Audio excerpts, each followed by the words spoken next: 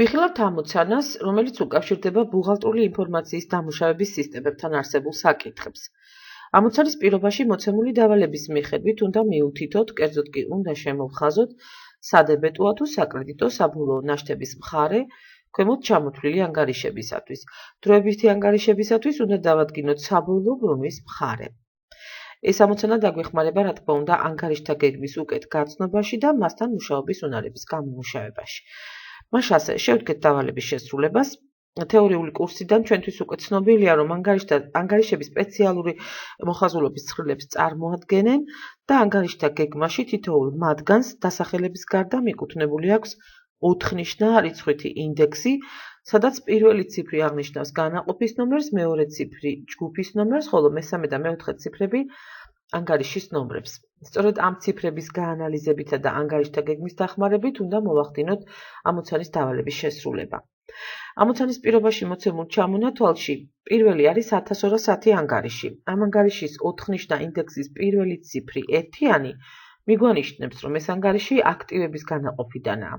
ამასთანავე ეს ანგარიში მუდმივი საბალანსო ანგარიშია. ამ ანგარიშს გააჩნია საწყისი ნაშთი, რომელიც წინა საანგარიშგებო პერიოდის ბოლო ნაშთს წარმოადგენს და ცხადია, ამ ანგარიშს საბოლოო ნაშთიც აქვს.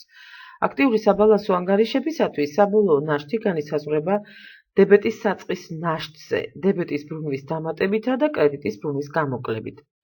საბოლოო ნაშთი კი უნდა დარჩეს დებეტში. მასშტაბე, გამომდინარე იქიდან, რომ 1210 წარმოადგენს აქტიურ მუდმივ საბალანსო ანგარიშს, მას საბოლოო ნაშთი ექნება დებეტის მხარეს. იგივე მტკიცებით 1220, 1410 და 1610 ანგარიშებსაც საბოლოო ნაშთი ექნებათ დებეტის მხარეს. პირობის ჩამონათვალში მომდენო გახლავთ 2150 ანგარიში. ანგარიშის 4-ნიშნა ინდექსის პირველი ციფრი ორიანი მიანიშნებს, რომ ეს ანგარიში არის გრძელვადიანი აქტივების განაყოფიდან. მარტო ამ ნიშნით აღნიშნული ანგარიშის ბუნების გარკვევა არასაკმარისად შეიძლება ჩაითვალოს, რადგანაც გრძელვადიანი აქტივების განაყოფში ძირითადი საშუალებების, ანუ 2100-ების ჯგუფთან ერთად ერთიანდება პასიური ანგარიშების ჯგუფიც, კერძოდ 2200-ები. ეს არის ძირითადი საშუალებების ცვეთა. მასშტაბე 2150 ანგარიშის 4-ნიშნა ნიშანში ყურადღება უნდა მივაქციოთ მეორე ციფრსაც, ეს არის ერთიანი. ის მიგვანიშნებს, რომ ეს ანგარიში, ანუ 2150 ანგარიში ერთიანდება 2100-ების ჯგუფში. ეს ანგარიშები წარმოადგენენ აქტიურ საბალანსო ანგარიშებს და მათ შორის არის 2150 ანგარიშიც და აღნიშნულ ანგარიშს საბოლოო ნაშთი აქვს დებეტის მხარეს. მომდენო 3120 ანგარიშის გაანალიზებით და მისი 4-ნიშნა ინდექსის პირველი ციფრის სამიანის მინიშნებით ცხადია, რომ ის არის პასივების განაყოფიდან და რომ ის წარმოადგენს მოკლევადიანი ვალდებულებების ჯგუფს. ამას მიუნიშნებს ინდექსის მეორე ციფრი. ეს არის ერთიანი. ეს ანგარიში პასიური საბალანსო ანგარიშია, მას გააჩნია საწყისი ნაშთი, რომელიც წინა საანგარიშგებო პერიოდის ბოლო ნაშთს წარმოადგენს და ამ ანგარიშს გააჩნია აგრეთვე საბოლოო ნაშთიც, რომელიც მიიღება პასიური საბალანსო ანგარიშის საწყის ნაშთზე, კრედიტის ბრუნვის დამატებით და დებეტის ბრუნვის გამოკლებით. საბოლოო ნაშთი უნდა დარჩეს კრედიტის მხარეს. ესე იგი, 3120 ანგარიში წარმოადგენს მუდმივ პასიურ საბალანსო ანგარიშს, რომელსაც საბოლოო ნაშთი ექნება კრედიტის მხარეს. შემდეგში პირობაში მოცემულ ჩამონათვალში გახლავთ 5120 ანგარიში. იგი კონტრალური ანგარიშია. კონტრალური ანგარიშები შეიძლება გაიხსნას ძირითადი ანგარიშებისათვის და ემსახურება იმ ანგარიშის ინფორმაციის დაზუსტებას, რომლისთვისაც ის არის გახსნილი. თუ კონტრალური ანგარიში იხსნება აქტიური ანგარიშისათვის, მაშინ ეს კონტრალური ანგარიში იქნება პასიური ბუნების, ხოლო თუ კონტრალური ანგარიში იხსნება პასიური ანგარიშისათვის, მაშინ ის იქნება აქტიური ბუნების.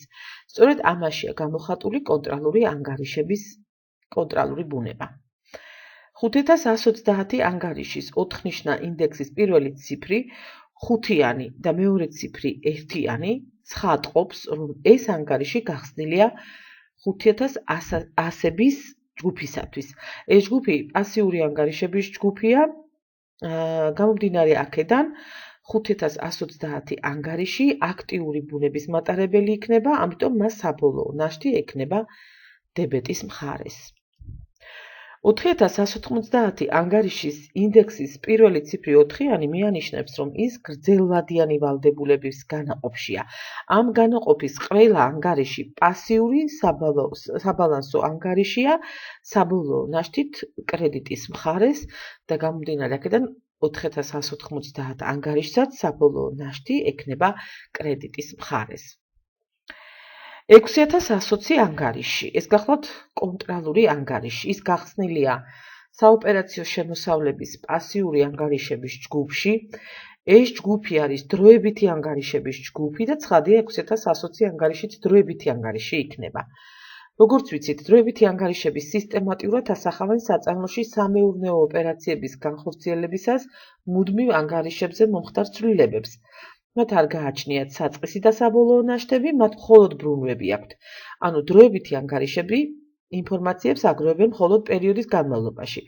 მასშტაბი 6120 ანგარიში გახსნილია დროებითი პასიური ანგარიშების ჯგუფში, ეს არის საოპერაციო შემოსავლების ჯგუფში, ამიტომ ისიც დროებითი ანგარიშია, იმ განსხვავებით, რომ მას აქვს აქტიური ბუნება და საბოლოო ბრუნვის მხარე ექნება დებეტში. 7110 ანგარიშის ინდექსი 7-იანი ცხადყოფს, რომ ის გაერთიანებულია საოპერაციო ხარჯების განაყოფში. ის დროებითი აქტიური ანგარიშია 7100-ების ჯგუფში და მას საბოლოო ბრუნვა აქვს დებეტის მხარეს. 9100-ების ჯგუფი გახლავთ განსაკუთრებული შემოსავლებისა და ხარჯების ჯგუფი. ამ ჯგუფში აღირიცხება გაუთვალისწინებელი მოვლენებიდან გამომდინარე შედეგები. 9100 წარმოადგენს ისეთი შემოსავლების ამსახველ დროებით, ანუ გაუთვალისწინებელი მოვლენებიდან გამომდინარე შემოსავლების ამსახველ დროებით პასიურ ანგარიშს, რომელსაც საბოლოო ბრუნვა ექნება კრედიტის მხარეს. 8200-ების ჯგუფი, ეს არის არასაოპერაციო ხარჯების დროებითი აქტიური ანგარიშების ჯგუფი. ესე იგი 8220 ანგარიშიც დროებითი აქტიური ანგარიშია, რომელსაც საბოლოო ბრუნვის მხარე განსაზღვრული აქვს დებეტში. 7390 ანგარიში გაერთიანებულია მიწოდების ხარჯების ამსახველ ჯგუფში. ის დროებითი აქტიური ანგარიშია საბოლოო სადებეტო ბრუნვით. რეზერვებისა და დაფინანსების საკითხებთან დაკავშირებული აღრიცხვები ხორციელდება 5400-ების ჯგუფში. ეს არის რეზერვები და დაფინანსება. ეს გახლავთ პასიური მუდმივი საბალანსო ანგარიშები საბოლოო ნაშთით კრედიტში, ამიტომაც ამ ჯგუფში გაერთიანებულ 5420 ანგარიშსაც საბოლოო ნაშთი ექნება კრედიტის მხარეს. 8130 ანგარიში პასიური დროებითი ანგარიშია 8100-ების ჯგუფიდან, ეს არის არასაოპერაციო შემოსავლების ჯგუფი. მას გააჩნია საბოლოო ბრუნვის მხარე კრედიტში. 2510 ანგარიში განთავსებულია არამატერიალური აქტივების ჯგუფში. ამ ჯგუფში გაერთიანებულია აქტიური მუდმივი საბალანსო ანგარიშები საბოლოო ნაშთით დებეტის მხარეს. 1810 ანგარიშიც მუდმივი აქტიური საბალანსო ანგარიშია დარიცხული მოთხოვნების ჯგუფიდან, რომელსაც საბოლოო ნაშთის მხარე აქვს დებეტში. 1415 ანგარიში არის კონტრალური ანგარიში, რომელიც მოთავსებულია მოკლევადიანი მოთხოვნების ჯგუფში. ეს ჯგუფი აქტიური მუდმივი საბალანსო ანგარიშების ჯგუფია. ამიტომაც 1415 ანგარიშის კონტრალური ბუნება განაპირობებს იმას, რომ ის იყოს პასიური და საბოლოო ნაშთის მხარე გააჩნდეს კრედიტში. 3310 ანგარიში პასიური მუდმივი საბალანსო ანგარიშია საგადასახადო ვალდებულებების ჯგუფიდან. მას საბოლოო ნაშთი აქვს კრედიტის მხარეს. 1310, 1440, 1510, 1690 და 1720 ანგარიშები წარმოადგენენ აქტიურ მუდმივ საბალანსო ანგარიშებს მოკლევადიანი აქტივების ჯგუფებიდან, საბოლოო ნაშთით დებეტის მხარეს.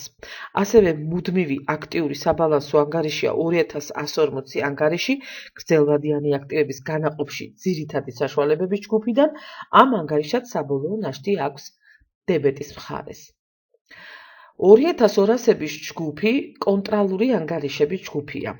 ამ ჯგუფის ანგარიშები გახსნილია 2100-ების ჯგუფის აქტიური ანგარიშებისათვის და ვინაიდან 2100-ების ჯგუფში გაერთიანებული აქტიური ანგარიშები, ამ ანგარიშების კონტრალური ანგარიშები პასიური ბუნების იქნება. ეს ასეცაა, 2200-ების ჯგუფი არის პასიური კონტრალური ანგარიშების ჯგუფი, რომელშიც გაერთიანებულია 2250 ანგარიშიც და მას საბოლოო ნაშთი აქვს კრედიტის მხარეს. 2340 ანგარიში გაერთიანებულია გრძელვადიანი მოთხოვნების ჯგუფში. ის აქტიური მუდმივი საბალანსო ანგარიშია საბოლოო ნაშთით დებეტის მხარეს. ასევე სადებეტო ნაშთი აქვს 2400 ანგარიშს გრძელვადიანი ინვესტიციების ჯგუფიდან, გამომდინარე იქიდან, რომ ისიც აქტიური მუდმივი საბალანსო ანგარიშია. 2630 ანგარიში არამატერიალური აქტივების ამორტიზაციის ჯგუფიდანაა. ეს ჯგუფი არამატერიალური აქტივების, ანუ 2500-ების ჯგუფის კონტრალური ანგარიშების ჯგუფია.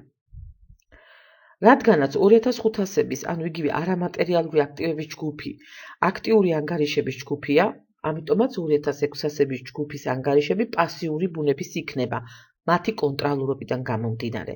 ესე იგი 2630 ანგარიშიც პასიური კონტრალური ანგარიში იქნება და მას საბოლოო ნაშთი ექნება კრედიტის მხარეს. 3150 და 3430 ანგარიშები გაერთიანებულია ვალდებულებების განაყოფში, ერთი მოკლევადიანი ვალდებულების ჯგუფში 3100-ებში, ხოლო მეორე დარიცხული ვალდებულებების ჯგუფში 3400-ებში. ორივე ანგარიში პასიური მუდმივი საბალანსო ანგარიშია და მათი საბოლოო ნაშთი განსაზღვრულია კრედიტის მხარეს.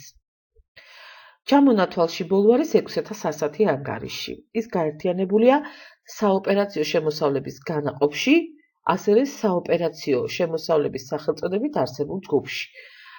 არის პასიური დროებითი ანგარიში და გააჩნია საბოლოო ბრუნვის მხარე კრედიტში. ამით ამოცანის დავალების შესრულება დასრულებულია.